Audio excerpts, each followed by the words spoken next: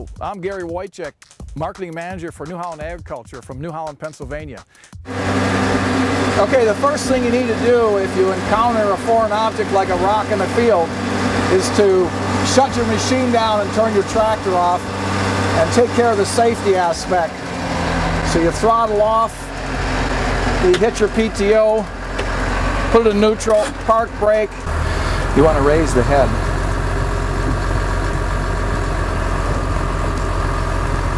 And turn the key off. Okay, now that you've got the tractor safely shut off, park brake on and PTO off, we can now attack changing the ShockPRO Hub. Okay, to get the shock hub changed, you get the tractor safe and then come over here and make sure that your machine is safe by putting in the head safety stops on both sides.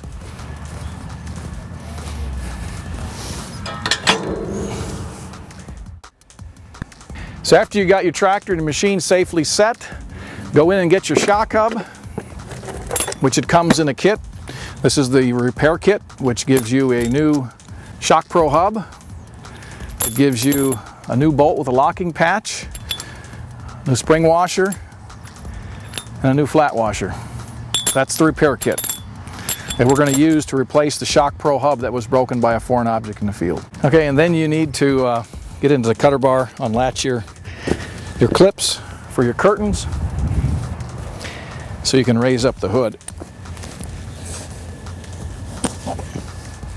Then you should be able to get into the cutter bar in a safe position. Okay, as far as the changing the ShockPRO Hub, the tools you'll need will be, I'd recommend a cordless impact with a 3/4 socket to take out the bolts that hold the turtle in. It's also used for the knife bolts, so it'll be handy for that. You also need a 5/8" socket for the center bolt. You'll need a bar when it comes to torquing the cutter bar to jam into the end turtle there to lock it up. You also need a torque wrench set at 135 foot-pounds, and that basically is used to set the torque on the center bolt and to give the right clamp load and preload on the bearings. And you get in here, you can identify the disc that's out of time a little bit. Tells you that's the one that hit the rock, and you can see it here. It's partially out of time. You can see some scar marks and some of the knives, but when it hit that, it basically broke back, absorbing the shock load, but it has a clamp load on this shock hub, like a sandwich, that grips it and keeps it from going free and dominoing down the bar. If it's out of time, the other disc will click it a little bit and put it back into time so that it can rotate freely and not hit each other.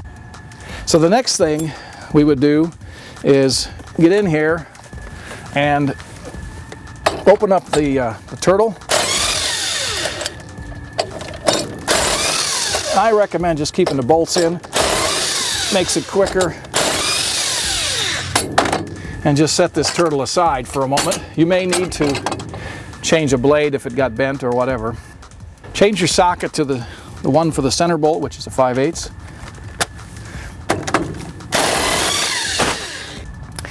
So now that we've got the turtle off and we've got the center bolt loosened, we can then take the damaged shock hub off, and you'll be getting a new bolt and a new spring washer as well as a flat washer, so those can be discarded. You'll need to save this top spline washer, and also this spline washer remains in there. You need to wipe off any fragments of the splines that broke, and then you can replace it with a repair kit. And this repair kit comes with a new shock hub. You can see the new partial splines in there, as well as a new heavy washer, a spring washer that helps add the clamp load, and a new bolt with a lock patch.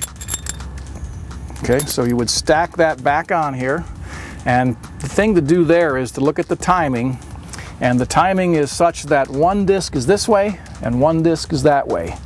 Okay, so you just put the bolts holes in line with the cutter bar, and that's probably the easiest, is to line this with the cutter bar and put it on. Make sure you don't forget your spline washer and get it engaged. Heavy duty washer, the spring washer, and the new top cap bolt, and then zip it in. And then what you want to do is torque it up to the proper torque setting, and that is 135 foot-pounds. Now before you do that, you're going to have to lock the bar. So you basically put it through here, and that will lock it. Okay, so now that you've got your cutter bar locked up, you can take that 5/8 socket and apply the proper torque.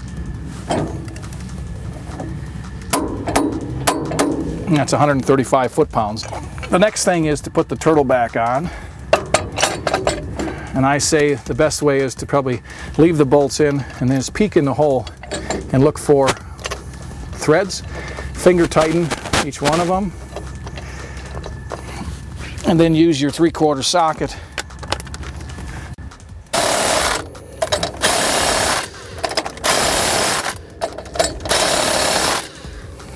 Okay, we got her done, and now you've seen that we've changed the ShockPRO Hub. We've minimized our downtime to probably about a 5-minute period to change out the ShockPRO Hub, and on top of that, we minimized our cost. In fact, we only cost really in this case was the ShockPRO Hub. So you're back and running and cutting in a very little time with less cost. So there's one of the big advantages of the new Momax cutter bar, the ShockPRO cutter bar gear protection system.